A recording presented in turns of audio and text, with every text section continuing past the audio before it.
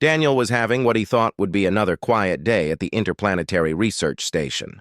His role as a medic kept him busy, but most of his cases were routine.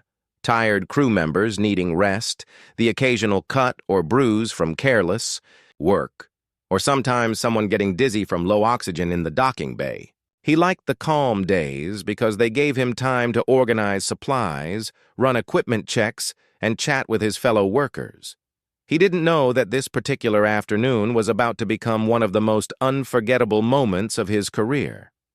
The air in the docking bay was cool, carrying the faint metallic smell of the station's structure and the quiet hum of large cargo loaders moving containers from one ship to another.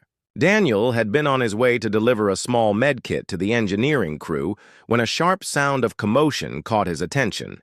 He turned toward the far side of the bay and saw a group of people gathering around a tall figure lying on the ground.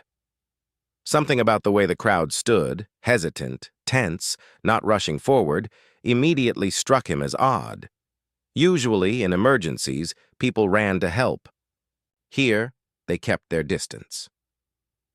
Without a second thought, Daniel began walking quickly toward the scene, his medkit swinging at his side.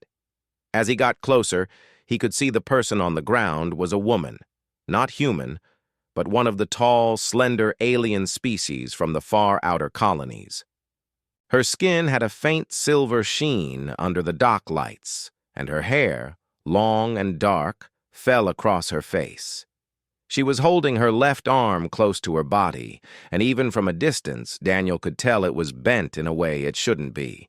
Her companions, all of her same species, stood around her speaking in low, urgent tones in their language.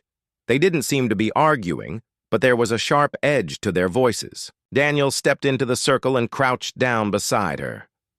"I'm Daniel. I'm a medic," he said calmly, looking into her face. Her eyes were an intense shade of pale blue, and they widened when she heard his voice. He gently set down his medkit and reached for her arm. "I need to check your injury," he explained, keeping his tone steady. The moment his hands touched her forearm, she stiffened. A sharp intake of breath escaped her lips, not from pain. It was more like shock. The crowd around them fell silent, watching closely. Daniel glanced up briefly and saw their expressions. Wary, almost alarmed, but no one made a move to stop him. Her arm was badly broken. He could feel the misalignment of the bone under the skin. If left untreated, it would heal crooked, causing her lifelong difficulty in moving her hand and fingers. The longer it stayed like this, the worse the damage would be. "You've broken the radius bone," he told her gently, using simple terms, so she would understand. "I can fix this now, but I need to act quickly." She looked at him in silence, breathing shallowly. For a moment, Daniel wondered if she even wanted his help. But then another small sound of pain escaped her, and he knew waiting wasn't an option. From the corner of his eye, he noticed one of the other aliens take a step forward as if to intervene, but then stop. Their eyes met for a brief second. Daniel saw uncertainty there, maybe even fear. He didn't understand why, but he pushed the thought aside. Right now, there was only one priority: prevent this injury from causing permanent harm. "I'm going to lift you," Daniel said softly. "It'll hurt for just a moment." He slid one arm under her shoulders and the other under her knees. She was surprisingly light. As he stood, she made no protest, but her gaze stayed fixed on him, unblinking, almost as if she were trying to read his thoughts. The circle of companions moved aside silently, still whispering in their language. Carrying her across the docking bay, Daniel's boots echoed on the metal floor. He could feel the tension in her body, the way she kept her, injured arm pressed tightly against her chest. He didn't know her name yet, but he could sense she was someone used to standing tall and strong, someone who didn't like showing weakness. They entered the med bay, a bright, sterile room filled with the faint hum of medical scanners and the soft click of automated dispensers. Daniel lowered her carefully onto a padded examination bed. She didn't take her eyes off him, even as he moved around the room gathering supplies: bone stabilizer, portable regenerator, and clean bandages. "You're safe here," he assured her. "I'll explain everything as I go." Still, she said, nothing. Her breathing was slow but deep, as though she were focusing all her energy on staying calm. Daniel washed his hands, then gently took her injured arm again. He could feel how tense she was, the muscles rigid under her skin. "I'm going to realign the bone," he explained. "This will make sure it heals straight. The device will take away most of the pain." For a brief moment, her eyes flickered, with something. Doubt? Fear? But she gave the smallest of nods. That was enough for Daniel to begin. He positioned the bone carefully, working with both precision and speed. The regenerator gave a soft mechanical click, emitting a faint light that sealed the fracture. Her fingers twitched slightly, but otherwise she didn't move. Daniel secured her arm in a supportive brace to keep it stable. When he looked up at her again, she was staring at him, not with gratitude, not yet, but with an expression he couldn't quite read. It was as if she had just seen something she thought was impossible. The silence in the room was heavy. Daniel broke it with a small smile. "You should feel much better soon." Her lips parted, and for the first time since he'd found her, she spoke. Her voice was low, almost a whisper. "We don't do such things." Daniel froze. "What do you mean?" She didn't answer right away, only turning her gaze to the floor. Somewhere in the docking bay outside, he could hear her companions, talking in hurried voices. He had no idea that this simple act of helping her would ripple far beyond the medbay walls, stirring questions neither of them were prepared for. Daniel stood there for a moment, unsure how to respond to her words. "We don't do such things." It echoed in his mind like a sentence with a hidden meaning.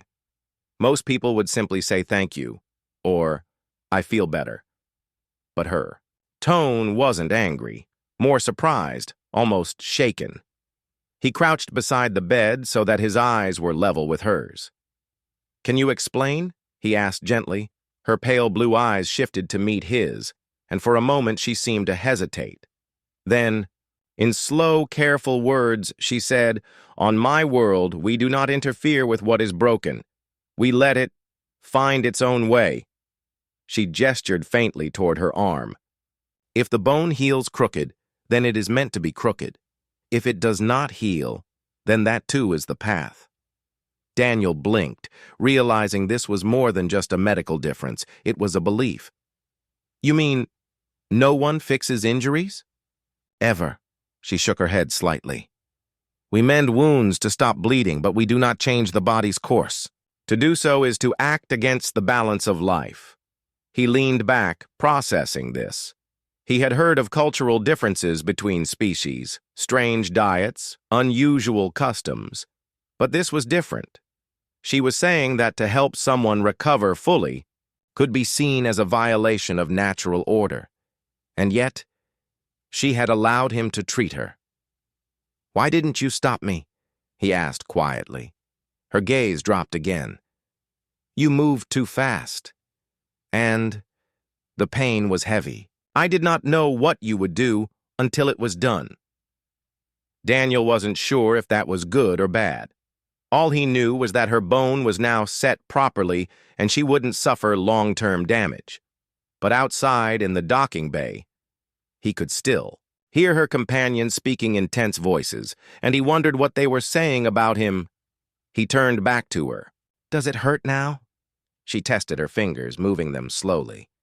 "Less," she admitted. "That's the point," he said with a faint smile.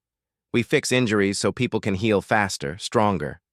Her brow furrowed as if she couldn't decide whether that was wise or dangerous.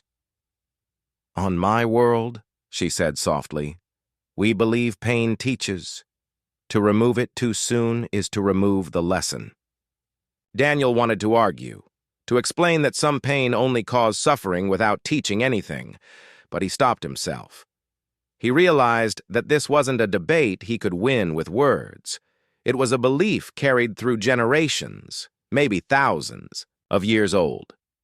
Changing it wasn't like flipping a switch. He moved to put away the tools, the soft hum of the regenerator fading as he powered it down. She sat quietly, watching his every movement as if trying to understand the human way through. Observation alone. After a few minutes, Daniel said, "I need to check your vitals." She nodded slightly, so he brought over a scanner. The device passed over her arm, showing the bone alignment on its small display. Perfectly set. The tissue around it was already beginning to heal thanks to the regenerator's energy field. As he worked, he kept glancing at her. She was still tense, but he thought he saw a flicker of curiosity in her expression. He decided to take a small chance. "You didn't tell me your name," he said. She hesitated, then answered quietly. "Lyris." "Lyris," he repeated, testing the sound. "Well, Lyris, I'm glad I was here to help." She tilted her head slightly, as though trying to decide if help was the right word for what he had done. "You act without permission. You touch without question. And yet, you speak gently. This is strange." Daniel gave a small laugh. "On my world, if someone's hurt, we don't wait. We act quickly to save them. It's considered the right thing to do." Lyris didn't smile, but her eyes softened just a fraction. "Perhaps that is why humans are known for rushing into danger." He shrugged. "Maybe. But sometimes rushing in saves lives." Outside, the muffled voices of her companions grew louder for a moment before fading again. Daniel could feel the invisible weight of their judgment pressing against the medbay walls. He suspected they weren't happy with what had just happened. He carefully adjusted the brace on her arm. "You'll need to keep this on for a few days." "No heavy lifting." Her eyebrows rose slightly. "It will not heal faster because you say so." Daniel smiled faintly. "No, but it will heal straighter because I set it right." She didn't reply, but the faintest flicker of thought crossed her face, something between doubt and wonder. A few minutes later, Daniel helped her stand. She tested her balance, cradling her braced arm.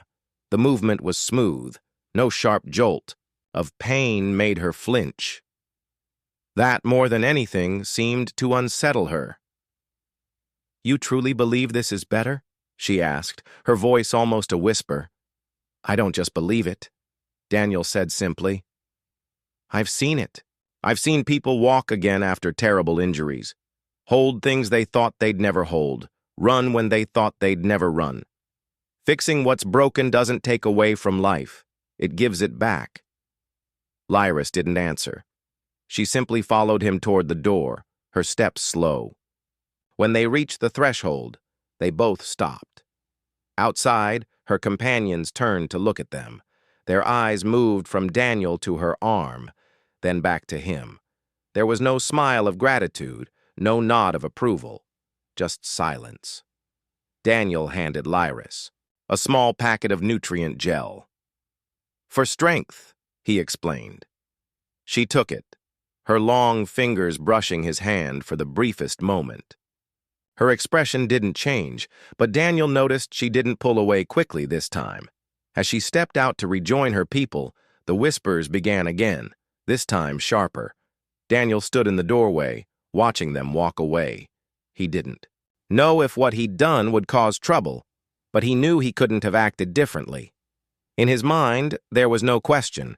If someone was hurt, you helped them. That was what it meant to be human.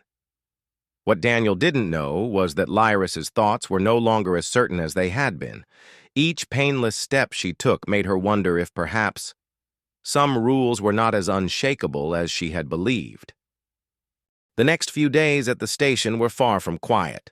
News traveled fast in a place where dozens of species worked side by side, and Daniel quickly realized that what had happened in the medbay was now the subject of many conversations, even When he passed groups who didn't speak his language, he could feel their eyes on him, sense the way their voices dropped as he walked by.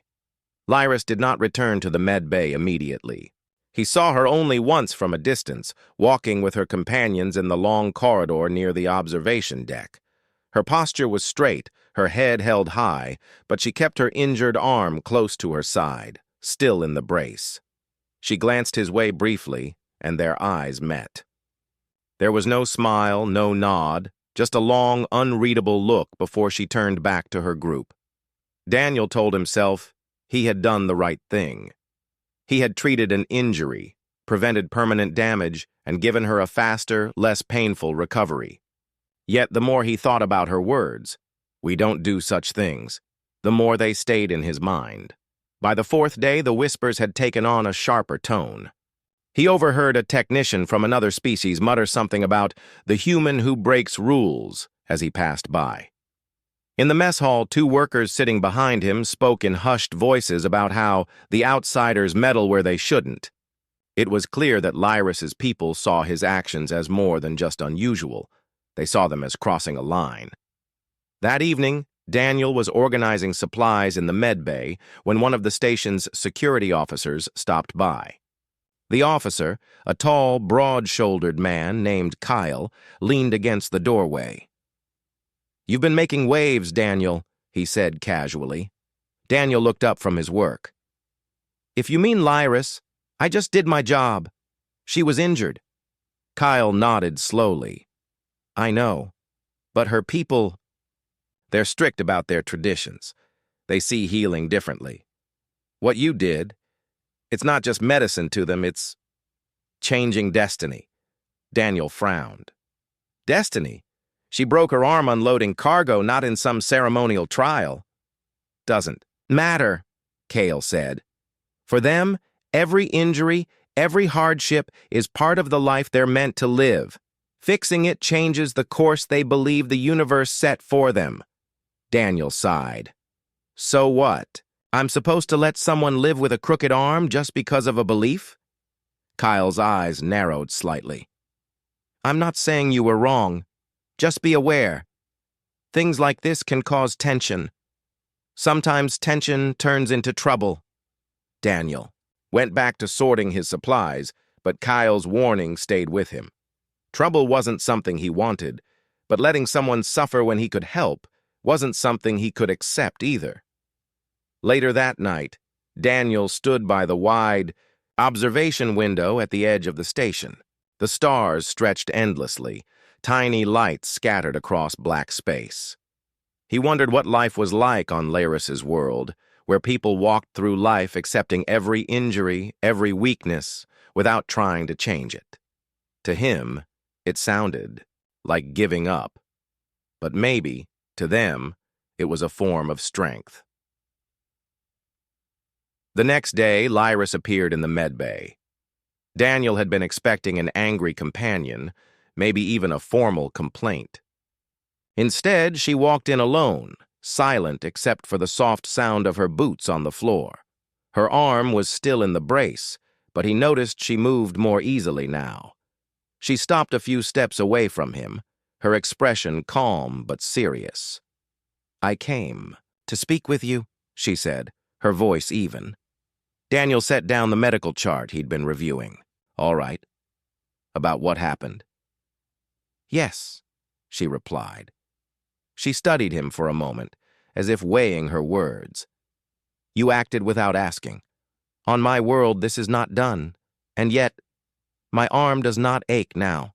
I can move my fingers. I can work. Again sooner than expected." Daniel nodded slightly. "That's what I wanted for you." She tilted her head. "It is strange. I have been told that your kind does not fear altering what is broken. You see it as kindness?" "It is kindness," Daniel said.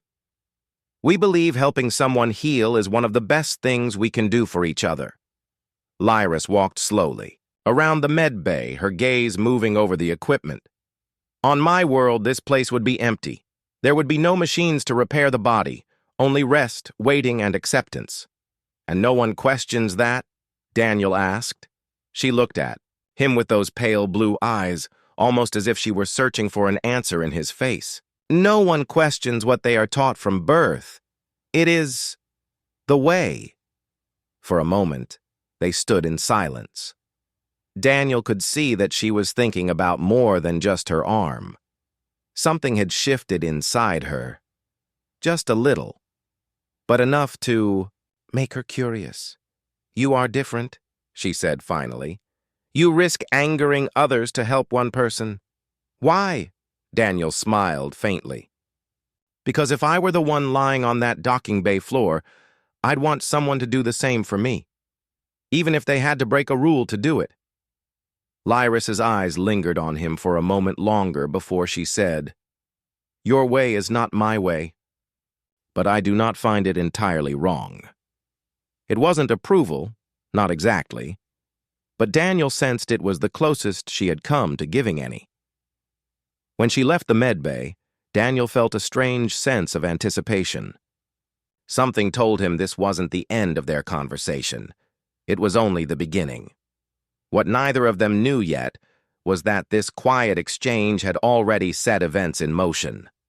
Lyris's curiosity was like a small spark in a place filled with dry grass. It might fade to nothing, or it might grow into something much larger, something that could challenge the traditions her people had held for generations. For now, Daniel could only wait and see which way it would go. It was late evening on the station. Most of the corridors were quiet, with only the hum of the ventilation system and the occasional distant sound of cargo loaders moving in the docking bay. Daniel was in the med bay, finishing up some inventory, work. When he heard the soft hiss of the door sliding open, he turned, half expecting it to be a fellow medic or a supply officer. But instead, it was Lyris.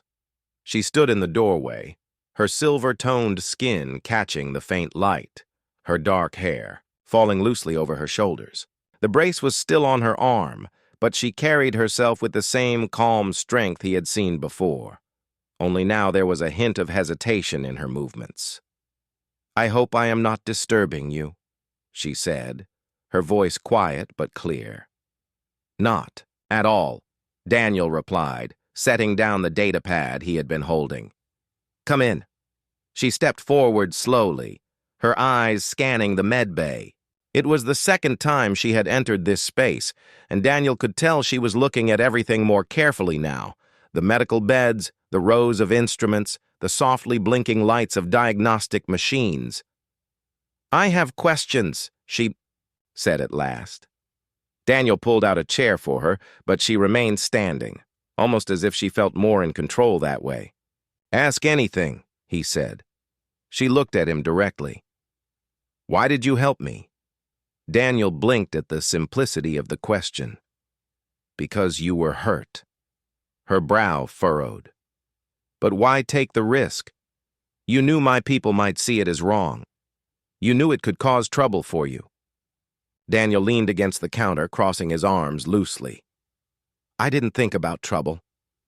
I just saw someone in pain and knew I could do something about it. Where I come from, we don't wait for permission to help someone in danger or in need." Lyris tilted her head slightly, her pale blue eyes steady. "On my world, such an action would be seen as arrogance, believing you know better than the way things are meant to be." He nodded slowly. "I understand that, but in human culture, we see it differently. We think that if something is broken, and you can fix it, you should. Waiting and letting it stay broken feels wrong to us." She glanced down at her arm, flexing, her fingers experimentally. "And yet, I cannot deny that I am able to move this arm with ease now. The pain is less than I expected, but I was taught that pain is a teacher. Without it, we do not learn resilience." Daniel thought about that for a moment. Pain can teach, yes, but sometimes it only teaches you that you're hurting and that you can't do the things you need to do. If the lesson keeps you from living your life, is it worth holding on to? Her eyes narrowed slightly, not in anger but in thought. "Perhaps The value of pain is different to each person. He smiled faintly. I think you might be right about that. Lyris began to walk slowly around the med bay again, her fingertips lightly brushing the edge of one examination bed. When you set my bone, I felt strange. Not just because of the sensation, but because it was done without asking me. I have wondered since then. Was I truly angry? Or was I only shocked because no one had ever done such a thing for me before? Daniel listened carefully, realizing she was speaking more openly than before.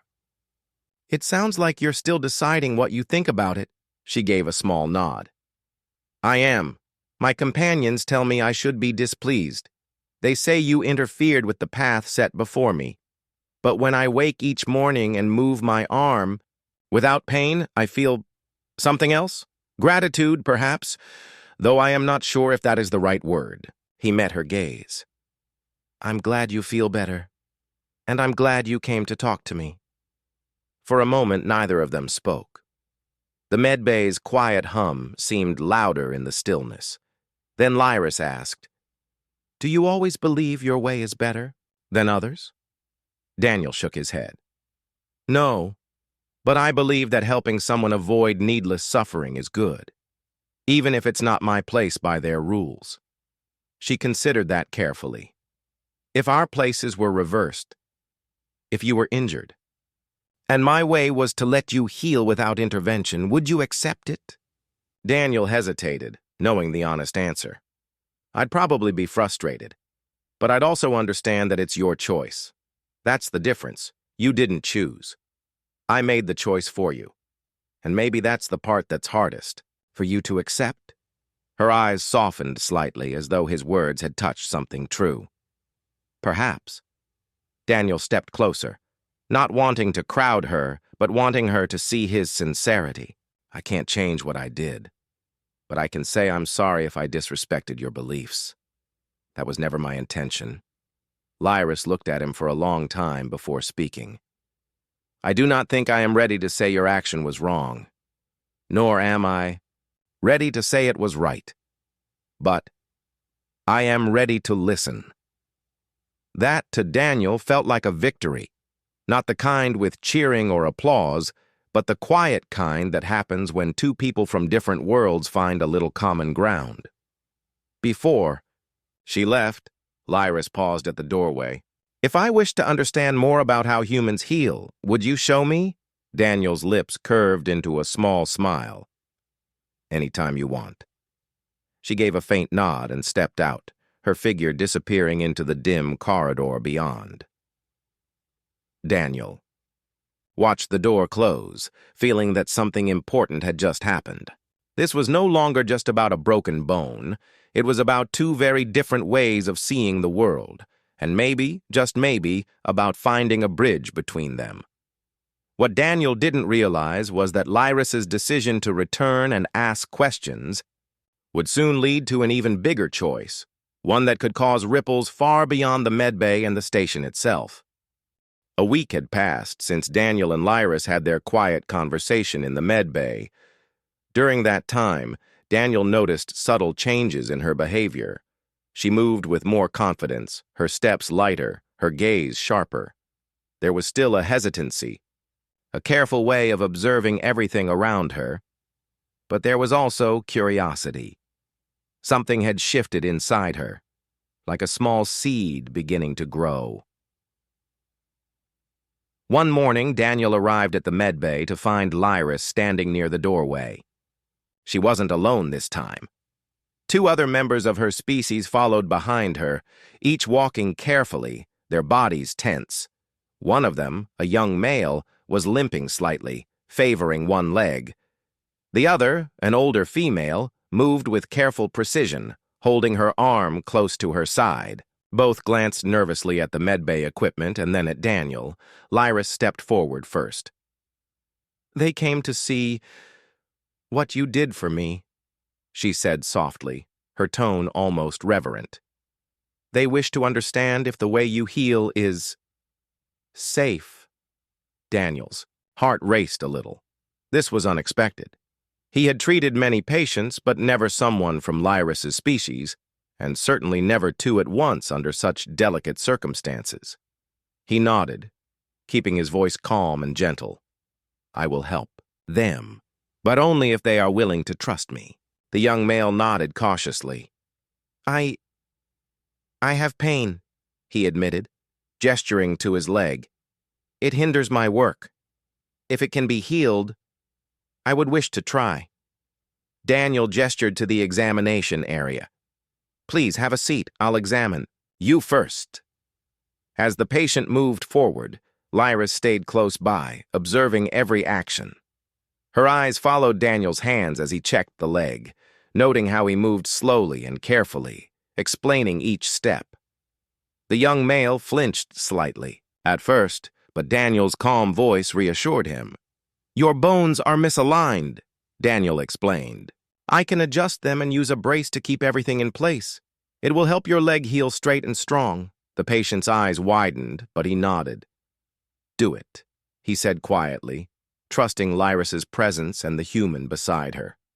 Daniel carefully performed the procedure, using gentle pressure and the portable regenerator to reset the bones. Lyris watched, her expression unreadable at first. But as the young male tested his leg and found that the pain had lessened immediately, a soft light appeared in her eyes, a mixture of awe and disbelief. The older female was next. She had an injured shoulder, and Daniel treated it in the same careful way. Again, Lyris observed silently, seeing how the patients reacted to the treatment. Their expressions went from skepticism to relief. The older female flexed her shoulder tentatively, amazed at the lack of pain. When both patients had recovered enough to stand and move comfortably, Lyris spoke. They feel better. Not as they expected. They move without pain. This is unusual? Daniel smiled gently. It's the same way I helped you. Healing doesn't have to cause suffering if it can be avoided. Lyris nodded slowly. She looked at her companions and then back at Daniel. Perhaps there are ways to change what we believed. Perhaps helping does not dishonor the path. Perhaps it enhances it. The words felt heavy with meaning, not just for Daniel but for Lyris herself. She realized that she had taken the first small step toward challenging a belief that had shaped her entire life. Her people valued endurance, accepting pain as part of their path, but now she saw another possibility, a path where kindness and healing were not wrong, where taking action to ease suffering could also honor life. As the day went on, more members of her species began to arrive quietly, seeking reassurance and understanding. Each one brought a different injury, a different concern, but all came because of what they had seen in Lyris. Daniel treated each of them carefully, explaining what he was doing, showing patience, and offering comfort. Throughout it all, Lyris stayed by his side, helping to translate gestures, encouraging the patients, and slowly learning that kindness and skill could coexist with her people's traditions. The initial tension she had felt in the docking bay had transformed into something different, a growing sense of responsibility and possibility.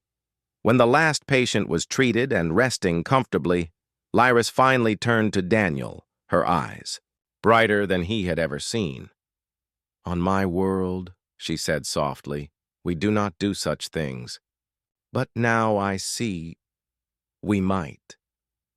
I see that healing does not dishonor life. It strengthens it. Perhaps this is a beginning. Daniel's heart lifted. He had never expected to change centuries of belief, but here was Lyris standing in front of him, ready to consider a new way. I think it is, he said. One small act can change many things, sometimes more than we can imagine. For the first time, Lyris smiled. Not a full, open smile, but a gentle curve of her lips that showed understanding and hope. She had crossed a line within herself, stepping from fear into curiosity, from tradition into possibility, as she and Her companions prepared to leave. Daniel realized something important. He had not just treated injuries. He had built trust, sparked change, and helped someone see a new way of life. It was more than medicine. It was a bridge between worlds. Before leaving, Lyris looked back at Daniel one last time. We will remember this, and perhaps teach it to others. On my world, we do not do such things, but maybe now we should. Daniel nodded. That's all I could hope for. As the medbay door closed behind them, Daniel felt a sense of quiet satisfaction. He had acted according to his values, and in doing so, he had touched lives in ways he could never have predicted. Lyris had taken the first step toward change, and he knew that this was only the beginning of a much larger journey, one that could transform not just her world, but the way different cultures understood kindness, compassion, and the value of helping others. In the quiet that followed, Daniel returned to his work, the hum of the machines surrounding him. He thought about Lyris and her people, about the small acts that could ripple into something greater, and about the unspoken truth he had always known, that sometimes the simplest acts of care could be the most revolutionary. And in the distant corridors of the station, Lyris walked with her companions, feeling a spark of hope, a seed of curiosity, and a sense that the world, and perhaps many worlds, could be a little kinder, a little braver, and a little more open to change.